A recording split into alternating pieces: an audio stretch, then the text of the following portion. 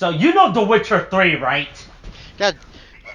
Yeah. Yes, I know about The Witcher 3. Okay, I Right. know. And as you know, I've been a lifelong Witcher 3 fan, right? Yeah. Like I played The Witcher 3 since day one of it coming out, and it's not like I am just now playing it for the first time ever, right? Yeah. Right? Supposedly, yes. Yes. So I just finished playing Heart, Blood and Wine, the expansion, right? Again, right? Not my first time, right? Obviously, right? Because I Uh played The huh. Witcher 3 before, right? Yeah, Right? you play it religiously every month somehow. I Right, don't because know how I've you played The do it, Witcher but you 3 do. multiple, and this is not like my first time experiencing The Witcher 3 and the expansion and the final expansion of Blood and Wine, right, where we see the end of Jiren of Lakeside River's journey, right? Yes, exactly. Uh huh. Right. Hey, boy, I'm feeling I'm empty inside now. Oh, you feeling empty inside? I'm feeling Why? empty inside, right? Of course, is what I would be saying if this wasn't my first time playing Witcher 3, as you know, because I played it multiple times before, right? Yeah. Uh huh. But Exactly. So you. hypothetically, let's say this was my first time playing Witcher 3, right? Uh huh. And all of its expansion with blood, right? With Hearthstone and Blood and Wine, right? Yeah. Right? Uh huh. And now that I finished everything about The Witcher 3 that I need to finish, right? Right? Mhm. Hypothetically, I'm saying, boy, I feel empty inside now after playing it. You feel Right? hypothetically empty I inside. feel hypothetically empty as there's nothing else to do now in the game. Right? And I'm just journeying across the land like a sad old man. Right? Uh huh. With Uh no huh. purpose now, right? Like I lost a feeling Mhm. that I already experienced before, obviously, because I've already played The Witcher 3 in both of the expansions, right? Right. Yeah. Right, Uh but huh. hypothetically, if this was my first time playing The Witcher 3 of expansion, right? Now that I finished all the expansions, I hypothetically feel empty after this episodic experience of a journey of the character, right? Uh huh. That's a lot of hypotheticals, but Yeah, yeah, keep and going. how there's nothing left for me to do now except just wander the land with my stupid horse named Cockroach, right? Yeah. Uh huh. Uh huh. Yeah. Yeah. Yeah. Right? Yeah, Mhm. Right. right. Like, it's Yeah. like hypothetical that now that I feel empty inside, now that I am done with The Witcher 3, which I'm not Mhm. because I was done with it years ago, and I'm just playing it again, right? Yeah. Uh huh. Right? Yeah. So of course, it's just just it's all hypothetical. Yeah, That's all. yeah, I am hypothetically having a sad moment now. Now that I realize that my adventure within the world of The Witcher 3 is over, right? Uh huh. Right, and all these great moments with all these characters I would never experience or have ever again, Uh right? huh. Right, and it makes me just sad and depressed. It's like, and when I realized, boy, what a great game this Witcher 3 was, is what I said years ago, right, when it first came out, right? Right, Yeah. But it is not like I'm playing The Witcher 3 and both of its expansion, Hearthstone and Blood and Wine for the first time, right? uh-huh. But you know what? At the very least, since you've played this years ago, you don't have to feel like that ever again. Right. Because now you know you can Mm-hmm. always Well, play it what whenever a you great want. feeling! What a great feeling with The Witcher 3 was, right? And what a great story that CD Projekt Red was able to tell and not force people to create with a crunch whatsoever, just to release their game to please their stockholders, right? Yeah, I know, right? Mm-hmm. Thank goodness that didn't happen. Yeah, it's a good thing that didn't happen with The Witcher 3, Yeah, right? I mean, it sounds like a straight up nightmare, so. Mm-hmm. Mm-hmm. Right. You motherfucker. You better say I give you the setup. Give you the fucking setup. How did say it? Say it. Say what? Say, welcome to the SPOILERCAST for fucking Nightmare Alley. God damn it. I set it up. I was waiting for a moment and then. Oh, what do you mean? What do Ah! you mean? There was no moment. I don't know what you're talking about. What dude? I literally said nightmare, and then you literally just chose to stop, and then you just let nothing happen. You just didn't do anything. And I look, I gave you was the just setup, and thinking you about chose how to much I ignore. love The Witcher 3, right? Oh my god. Anyway, so we're here to talk about the movie, Nightmare Alley, directed by Guillermo del Toro. This released last year in fucking December 2021. We're talking about it now. Yeah. Fucking deal with it. Oh, what are we talking about now? It's still relevant by the time of this upload, I think. Maybe. I mean, it's like 2 months after, so. Yeah. All right, 2 months. Yeah, because we're definitely releasing this 2 months after, you know. Yeah. And so, as per usual, before we make any more discussions on the film, I shall tell you, the audience, the plot synopsis that is provided to us by the movie's Wikipedia article. And so, here I go. In 1939, Stanton Carlyle burns down his house after putting a dead body inside and takes a job as a carny. When the carnival's geek becomes ill, owner Clem enlists Stan to help him dispose of the man and explains that he seeks out alcoholics who are often men with troubled pasts, and lures them in with promises of a temporary job and gives them opium-laced alcohol. He uses their dependence to create a geek for his carnival. Stan works with the clairvoyant act Madame Zena and her alcoholic husband, Pete. Zena and Pete use cold reading and coded language, which Pete begins teaching to Stan. He and Zena warn Stan not to use these skills to continue leading patrons on when it comes to the dead. Meanwhile, Stan becomes attracted to fellow performer Molly, and approaches her with an idea for a two-person act away from the carnival. One night, Stan gives Pete the wrong bottle, and the old man dies from consuming wood alcohol. Stan and Molly leave the carnival. 2 years later, Stan has successfully reinvented himself as a psychic act and for the wealthy elite of Buffalo, with Molly as his assistant, using Zena and Pete's techniques.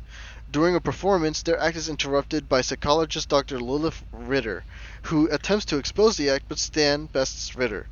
He is later approached by the wealthy Judge Kimball, who employed Ritter to test Stan.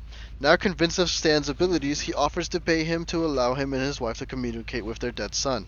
Despite Molly's objections, Stan agrees. Ritter invites Stan to her office. Knowing he is a con man, she is intrigued by his skill. Through recorded sessions with her clients, she has accumulated information about members of Buffalo's social elite. She and Stan begin an affair and conspire to manipulate Kimball, with Ritter providing private information to Stan. She begins therapy sessions with Stan, who reveals his guilt over Pete's death and his hatred of his alcoholic father, whom he killed in their home before joining the carnival. Kimball introduces Stan to Ezra Grindel, whose lover, Dory, died of a forced abortion. Despite warnings from Ritter that Grindel is dangerous, Stan begins to scam Grindel and starts to drink. Ritter feeds Stan information about Grindel. Molly becomes uncomfortable and, learning of the affair with Ritter, leaves Stan. He begs her to stay, but she refuses, only agreeing to help him one last time. She poses as Dory for Stan's act, conjuring Dory from afar for Grindel. However, Stan loses control of Grindel, who reveals himself to be a violent abuser of women due to his guilt for Dory, then embracing Molly before she can exit. Grindel's henchman, Anderson, hears a radio broadcast announcing that Judge Kimball and his wife have been found dead in a murder-suicide, because of Stan's promises that they will be reunited with their dead son after death. Anderson goes to check on Grindel.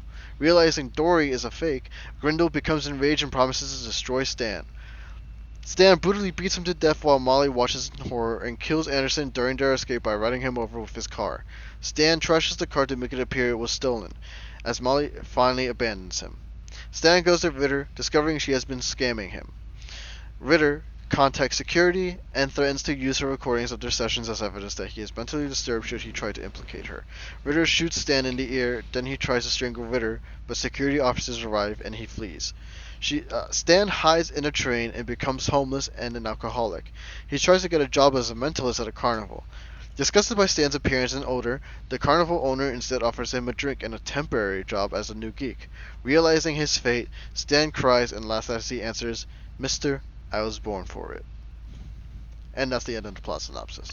Right. Oh my god. So, this movie isn't exactly what I was expecting from Guillermo del Toro when I first saw the one trailer when it was released. Because the way it portrayed itself was the I wasn't fact that it was expecting like, this movie either, right? And it's not like I was distracted playing The Witcher 3 Blood and Wine expansion as I was watching this movie, and I got lost in The Witcher 3 great storytelling or anything, right? Uh-huh. Oh yeah, by the way, platinum the game. 100% platinum the game. Oh, nice! All three. Congratulations. The original playthrough, the Hearthstone expansion, and Blood and Wine. Nice. That's hard to get. So you know what? I guess I'm proud of you. If you want Mm-hmm. me to slow clap, I'll do it. I'll just just I played the game years ago. I don't know why you're giving me a slow cap for something I did years ago, right? Because as you know, I've been playing The Witcher 3 many times over since then. anyway. So um, but yeah, it's just the way the trailer portrayed the movie, it made it seem like it was gonna be like this horror, like a horror with the setting of the carnival, where it's just Hmm. like this like the slow creeping horror, considering like how they portrayed the circus and everything, because this is very Yeah, dark and boy. Hey, gloomy. I thought this movie was just gonna be taking place all within the circus, Yeah, that's what I right? thought too, And I right? thought we But was then gonna see this, weird circus shenanigans, right? mm-hmm. But And then it's clearly, just this movie was not what I thought it was. yeah, it's instead of like the what I would have thought would have been a very much a psychological horror type of thing. This kind of goes more for like and the best way I can really describe it is it feels like a fairy tale, like a very grim fairy tale. Like it wouldn't like and when I mention here for Grimm, I mean like with Grimm's fairy tales, like with the brothers Grimm's, it felt like this feels like a story that would like that would really settle itself very well within their collection of stories, but except for the fact that it's set in modern times, Hmm. Hmm. because it has this whole thing where there's a character who is just kind of like he's basically he's kind of like he's the cautionary tale of like when to not like not to go over certain lines and stuff like that, like how like don't use people's grief against them, that kind of deal. it I mean, it's not like a straight up moral tale, but it feels like a fairy tale that I'm being told about. Hmm. Hmm. Hmm. um it's a very good movie. I really liked it a lot. It's very grim and somber, as is appropriate considering the content within the film. Hmm. Where it's, I mean, you do see some. I mean, you see a guy just rip a chicken's head off and drink its blood because he's being told to. And then Right. it does speak about some rather dark subjects and some sensitive matters like well, I mean, like, for one thing, they literally just they literally stole a war veteran, and then they will lace them with like fucking opium laced alcohol, and Hmm. it just ruins this guy's life, and it's just like kill him off and everything too, like when they're done with him. Hmm. I mean, but it talks about some dark shit like that. It never gets depressingly grim, or it doesn't like it never gets like to be too much. It kind of finds that those moments where it lets you breathe between moments of like just like uh what's happening within the film, like with like how, and it slowly builds up towards it's a very very slow build up of like one man's descent from like rags to riches to rags again, and then Hmm. until he was forced to become like the geek that he saw in the beginning. They do it's a lot of setup, like it's a lot of setup too, like within the first half of the film. Because the first half is just him working at the carnival, where they set up and foreshadow most everything that will be happening to this man.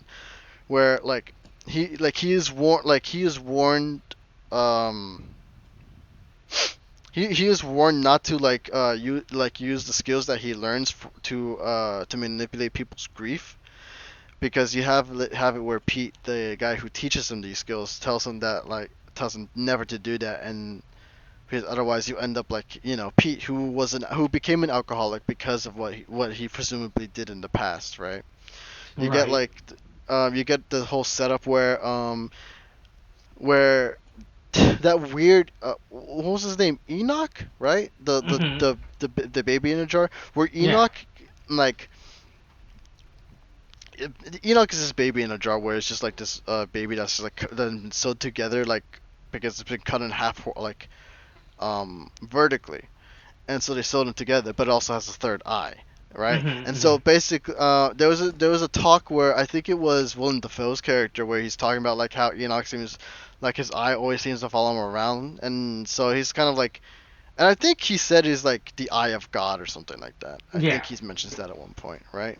And that's just kind of it's similar to like the whole, if you're familiar with, if you ever went to high school and you had a class where they were talking about the Great Gatsby, and they talked about how the billboard with the big fucking eyes represent the eyes of God, looking down upon you and then looking at what you're doing and shit like that. It's along Mm-hmm. that similar vein of like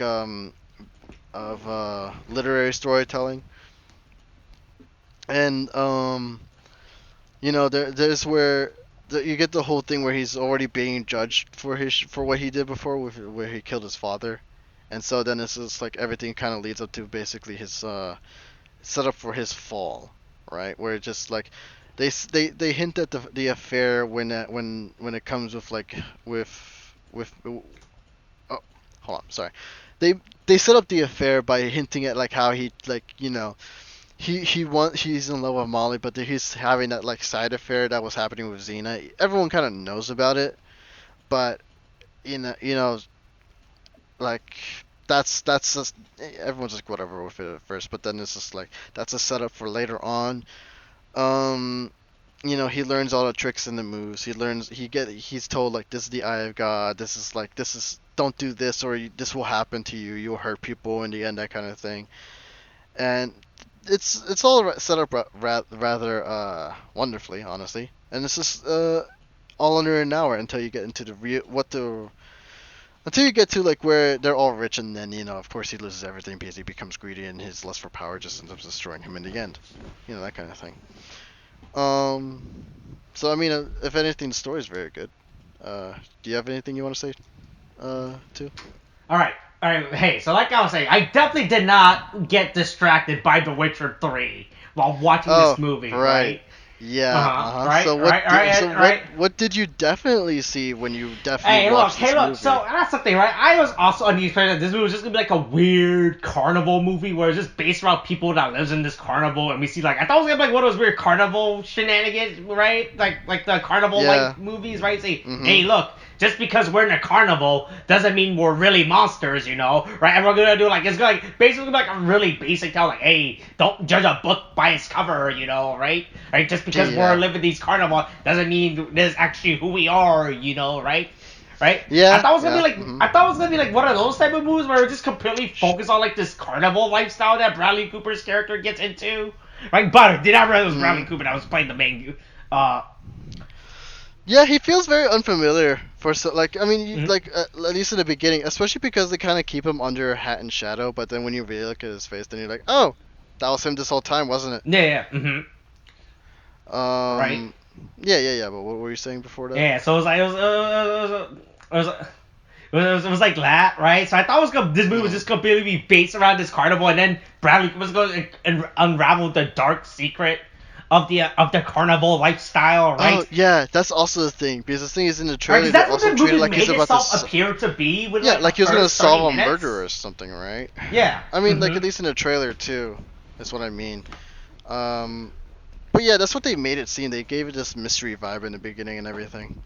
Right, I wasn't ready. It was gonna go off this deep end. Oh, but this movie was like 2 hours and 30, which I was not expecting going to. I was like, but I saw the movie was like, I was like, boy, this is a long movie. This must be a really good murder mystery. But it was just like, then it just ended up like the murder, like the car. This ended up being like this first act that set up, which I realized. I mean, this is a big act to start setting up, right? You didn't need this, Yeah. right?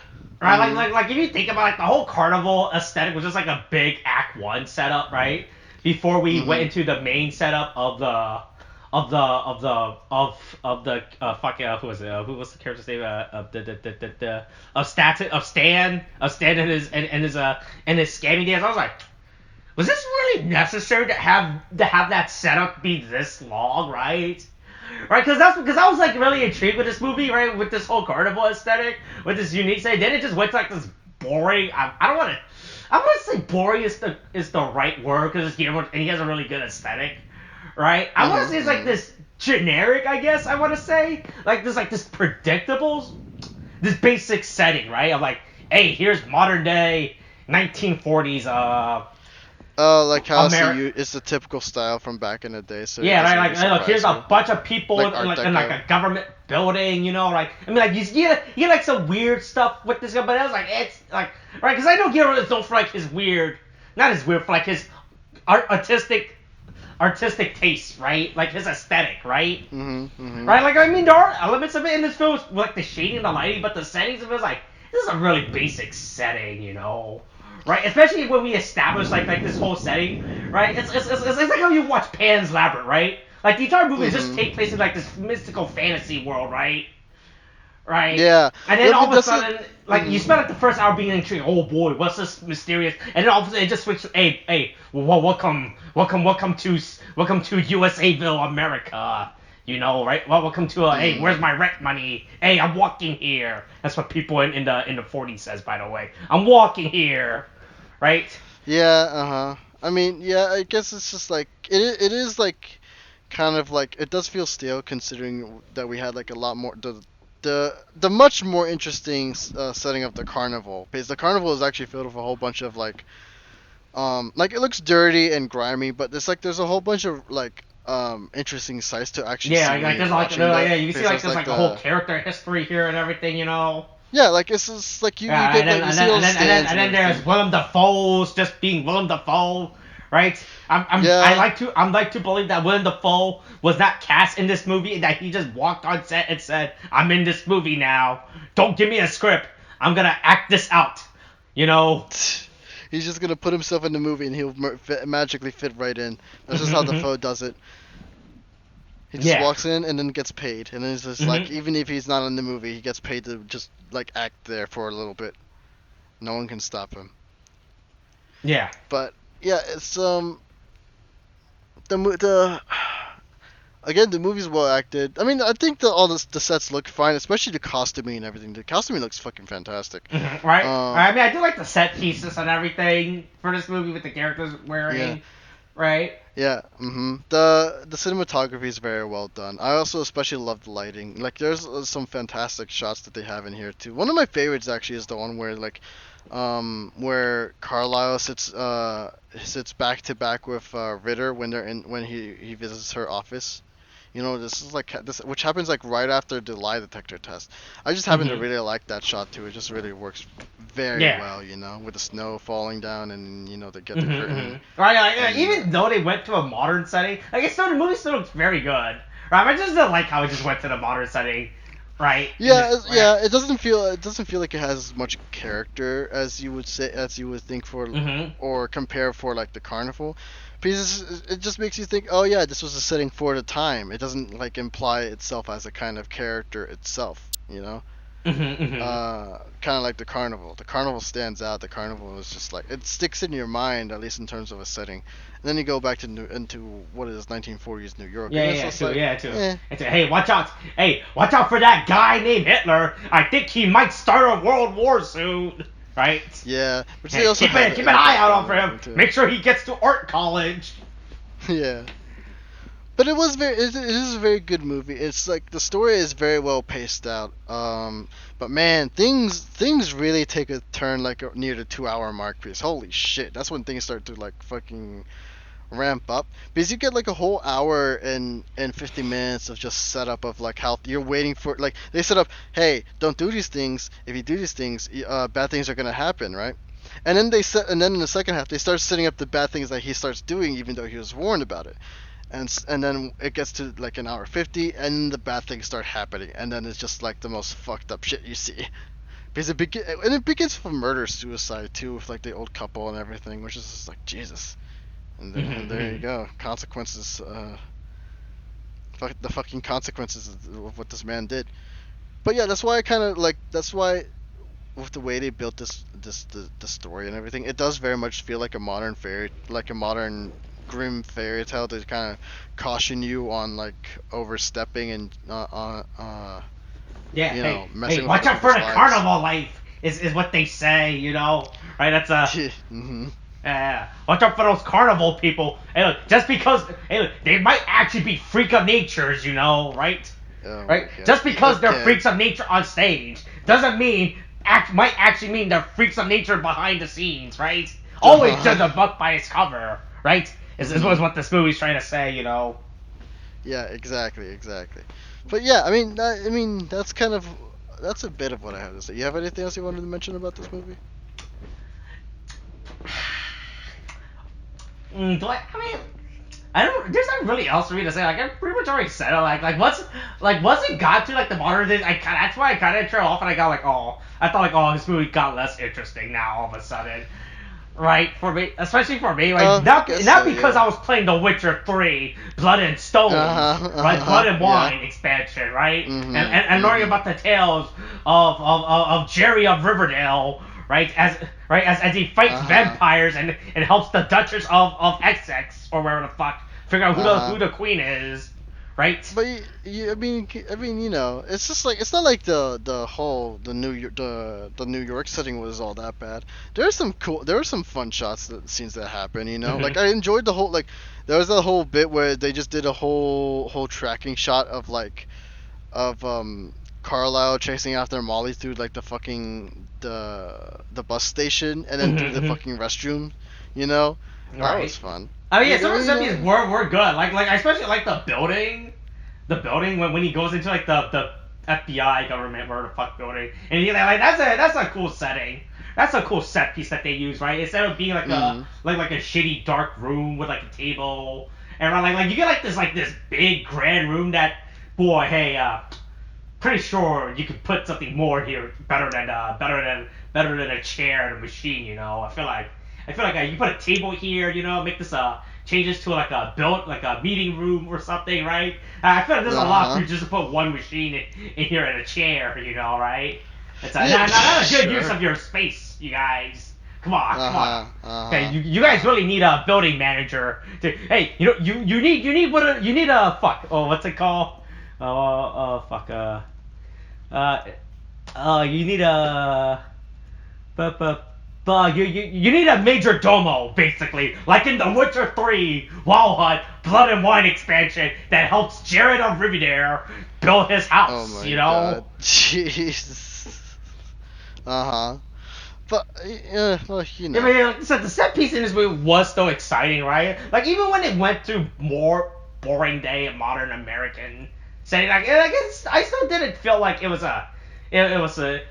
just bland, right? Like the set pieces were still cool. I like the setting of these rooms, right? It didn't feel like here's a basic room for like put some chairs, a couch into it, bada bing, bada boom, call it a day, right? At least they still make they make the place seem interesting to be in, right? Like the psychiatrist's office with a. Right, like that still looks like a good room to be in. Look, I don't feel safe in this room. She scares me and everything, you know. Right. I never trust Kate Beckinsale. All right, you never know what she might be up to, you know. You mean Kate Blanchett? Yeah. Jesus, I thought you were trying to say Beckinsale. I was like, no, that's the wrong actress. But anyway. Right? Hey, look, don't trust psychologists, all right? If someone ever tells you to go to a site, don't trust them. They're trying to manipulate you, all right? They're a plan for psychologists. Don't trust them. Yeah, that's right. It's all look. It's all a big scam and everything, right? Yeah, exactly. Anyway, I mean, like, it's a good movie. I would say it's definitely worth a good watch. It's like the only problem that some people might have. And I'm not saying I had a problem with it. I enjoyed it just fine. It's just rather slow, you know, and it doesn't really. Right, yeah, this movie is long. I didn't realize how long it was until I actually started watching it. Right, I was like, huh. Yeah. Right, like I was into like the first half, like the first opening act with the whole carnival, and then that's when it got to like the real world. Like it got real slow for me. I was like, ooh, there's a lot of talking now, and out of I guess the Guillermo del Toro charm. Aesthetic of the feeling of a scene, you know, right? There's a lot of just talking heads, right? Yeah, I think a big problem with this one is the fact that like it doesn't feel like it feels surprisingly like because discounting Pacific Rim, but like for the works that I'm mostly familiar with, he tends to mix modern day with fantasy really well. You know, that's kind of why like Shape of Water tends to feel it feels like it can work. You know, that's why in Pan's Labyrinth it feels like it works. It's just kind of his thing, right? He knows how to blend in the modern with the fantasy during no matter what the time period was, right? Right. But in See, here that's the thing. it's kind of like If this was like a sci-fi Bioshock fantasy world, right? Where it's still set in 1940s, right? But we have those stupid sci-fi steampunk elements just randomly scattered throughout, like people using stupid looking telephones that doesn't make sense, or I mean, like the thing is, his thing is more like he likes to do more actual fantasy, you know, or like it'll feel fantastical. I mean, like discounting, I guess. What's the word I'm looking for? Except for Shape of Water, and that one's just like he just went straight like he just I mean, to be fair, there was still a giant fish man throughout the entire movie. I mean, he took that from Hellboy. We all know he took that from Hellboy. But yeah, it's just it's like we don't like we have what feels like setup and what looks like divine intervention of sorts, if only implied because of the Eye of God thing with Enoch, right? Where he's just seeing what you are doing and he's seeing what you're going to do, you know, and then he'll make sure that you get a just punishment in return for your crimes, that kind of thing. Like a lot, like there's no real fantastical element anywhere within this movie really, except for what is implied, and that's more like, oh yeah, the word of God, and and the tarot cards, they'll tell you what you do and stuff like that, and how Bradley Cooper's character seals his fate by turning the card and shit like that. That's like the only thing you'll get in terms of what is fantastical, right? But otherwise, it's